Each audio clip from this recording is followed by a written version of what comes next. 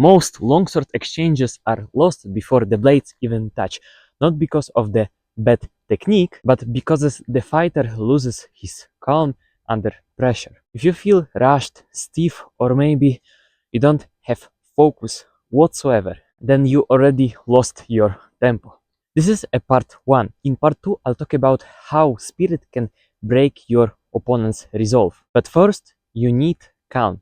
Without it, your spirit will turn into chaos under the pressure of real sword fighting. If you don't know me, hi, I'm Michael Cousin, and I have over 2.5 years of experience with longswords, specifically in historical European martial arts. This is my favorite thing to do, to actually practice sword fighting, specifically longsword, because it's just my favorite weapon, right? I have also pressure tested tournament experience, so I know how the pressure and the chaos can actually decide if you win the fight or if you lose.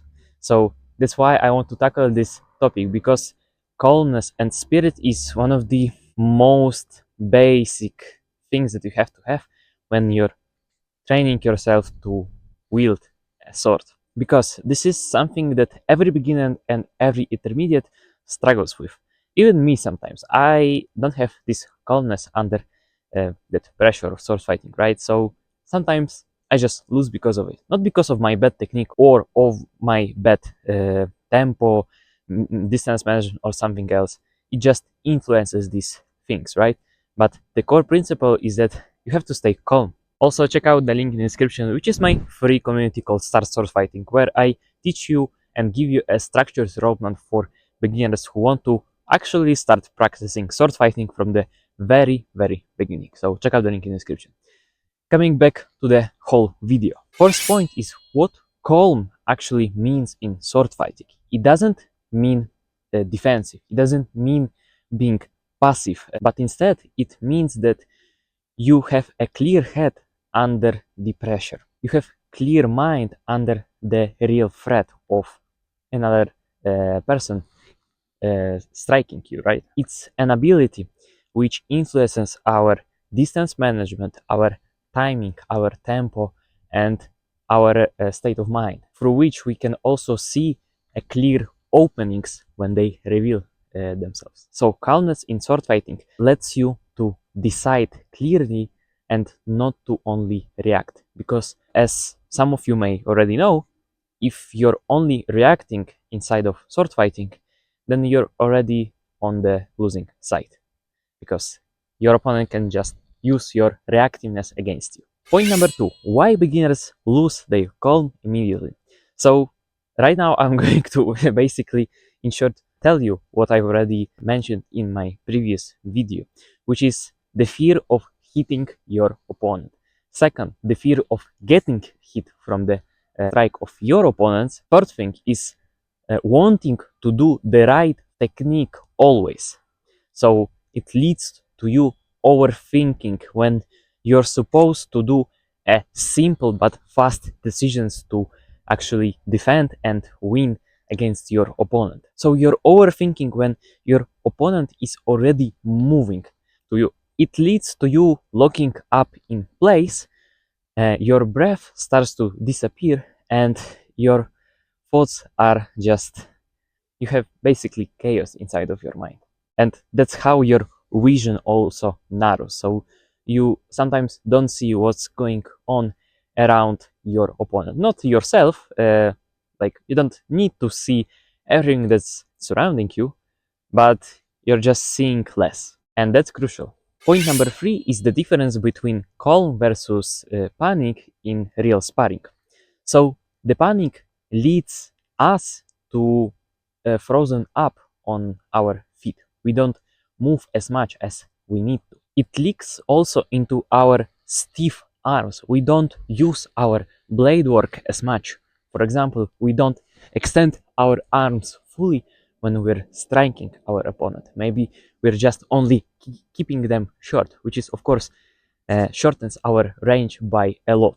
And it also influences our late response, correct response to our opponent, which is, for example, late parries to the strikes. But it also leaks into our blind charges into our opponent without knowing what we're wanting to achieve, or we're way too passive when we're trying to retreat, so we don't actually keep the safe distance when we need to. But calm gives us way cleaner footwork.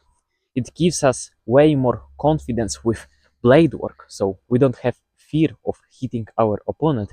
Of course, not with full force, but with confident intention. It leads to us having fewer doubles with our opponents. So a double, this is a situation where both opponents, so both fighters, hit each other at the same time. But calmness actually influences our early reads from our opponents. So we are able to see our opponent move before he actually does. So we're way more aware of his intention. Point number 4 is breath and posture as your anchor. What I mean by that is that calmness doesn't start from your mind. It actually starts from your body. So you have to remind yourself of relaxing your shoulders and not stiffening up on your feet. So being free on your footwork. Even if it's hard, you're still trying to move with intention. Well, on snow it's actually hard to show, right? Because it's slippery. But you get what I mean. Also, remember about stable stance. Even when you're just staying at one place in your fencing stance, for example, remember about the proper weight distribution between your 2 feet. So I would say like 50-50 on both feet. Some of you may say that you should distribute your weight around 60% on your front foot and 40% on your back foot. And you'd be completely right. Like some of us are more comfortable this way, some of us are more comfortable this way, but still, you have to be stable and feel it. But most of all, you have to remember to breathe under the pressure of sparring. Most of us, even me at the beginning, we're losing our breath because, of course, we're not probably not most of us are comfortable with wearing a fencing mask yet. But with time, you have to like at least try to remember to breathe fully, not with shallow breaths when you're fighting another human being. So when you stop breathing, you stop thinking. Point number 5, which is meditation as a weapon for calm. So I want to tackle this point because meditation is most commonly misunderstood. Meditation isn't some spiritual fluff or stuff. It's a practice of mindfulness and awareness. So it's an actual mental repetitions for your mind or your brain. In meditation, you're training awareness under the just chaos of your thoughts that arise from within automatically. So it's control over attention. So you're controlling where you put your mind into. And it lets us to not react instantly to stress, especially in sword fighting. And of course, that's all what real sparring demands of each of one of us. Point number 6, how meditation transfers directly into sword fighting. So, how the practice of meditation really looks like. Meditation is not about avoiding thoughts. It's not about not thinking. When you're meditating, when you're closing your eyes and you're just relaxing, of course, you're supposed to focus on your breathing sensations. But our mind is built that way that it still puts automatic anxiety thoughts to our mind, even without our intention, right? It's just automatic. And the meditation is supposed to be like that. It's the practice of meditation. So, what I mean is that meditation isn't about not having thoughts, it's about having them, but having the practice to see them, to notice them, to see them from the third person perspective, to not be angry at them or just having anxiety about them, but just seeing them and then coming back to focus on our breathing sensation. This is what it means to meditate. And in sparring, it's somewhat the same, because in a fight, pressure starts to build up and you start to panic. But this is where you have to stop yourself and stop rushing in, stop hearing these voices. Like, you're noticing them, right?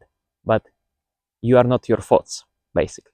It's a same skill, but in different environments. That's why I meditate myself each day, just right after waking up. What I do is that I grab my phone, not to scroll on it, but to turn on a timer for 5, maybe 10 minutes, and just sitting upright in a lotus position and closing my eyes, of course, and resting my hands on my knees or my thighs. And the thing is that I try to focus on my breathing sensations. But of course, in my mind pops up some automatic thought, maybe about tomorrow, maybe about my day-to-day tasks that I had to do, and maybe for a 15, maybe up to even 30 minutes, 30 seconds, sorry, if you're a beginner, you're still inside of this thought. But then you actually start to remember, wait, I'm meditating. So I see that thought, I notice it, and I see it from the third person perspective. And then you realize, I am not that thought.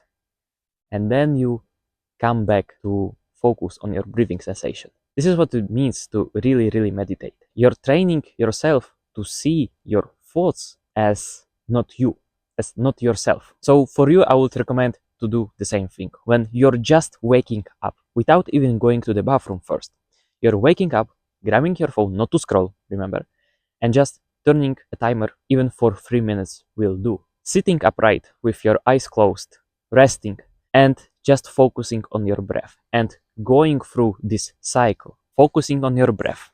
It's a triangle, focusing on your breath. Then a thought rises up inside of you and you see it and you start to go into it. But then you notice that thought and you see that it's just a thought. It doesn't mean anything. And then you come back to focus on your breath. Point number 7 is why calm fighters look better even when they lose. So these fighters have the ability to recover faster when they get hit. So it's the same thing as meditation. They have the ability to recenter themselves back into the focus after just getting hit. Of course, there is still some fraction of time when they feel that emotion of, damn, I lost.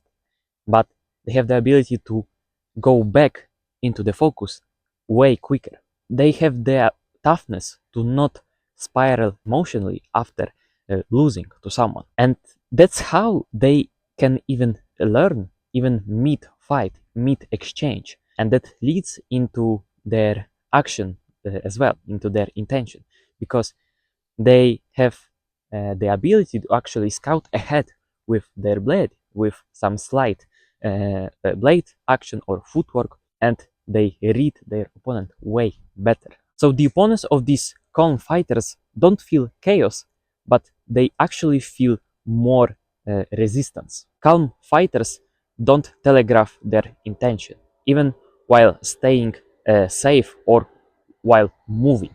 Calm swordsmen don't flinch as much when a strike is coming at them, and that's how they are able to not telegraph their intention early by their calm and quick movement. Even their timing feels calm and sudden at the same time, and that's how they influence their opponents to feel rushed even without moving their sword, even when nothing happens really. That's the power of calm presence. Point number 8 is that calm is the foundation of your initiative.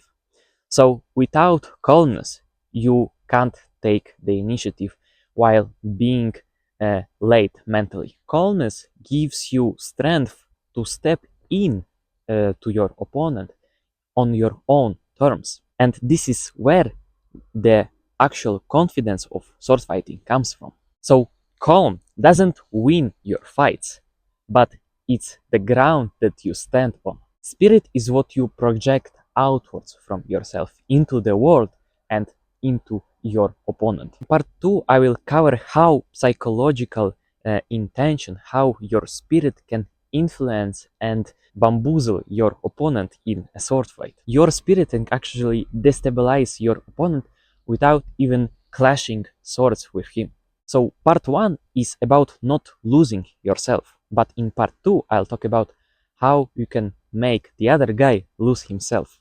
This is what you can start noticing in your next sparring matches, how calm you are. And watch how calmness influences everything that you do, including your intention and your actual actions. The next video is going to be a part 2 of this topic, so scroll down and subscribe to this channel to not miss anything. And if you want a structured roadmap designed for beginners who want to learn sword fighting without any previous experience, then check out the link in the description, which is my free community called Start Swordfighting, where I teach beginners with even advanced guys as well on how to start to learn footwork, blade work, what gear actually get without spending money on the full HEMA gear that you see on me, even without a steel sword, and how to make it safe to train. You'll be surprised how easy it is to actually do even with a broomstick. I'm not kidding.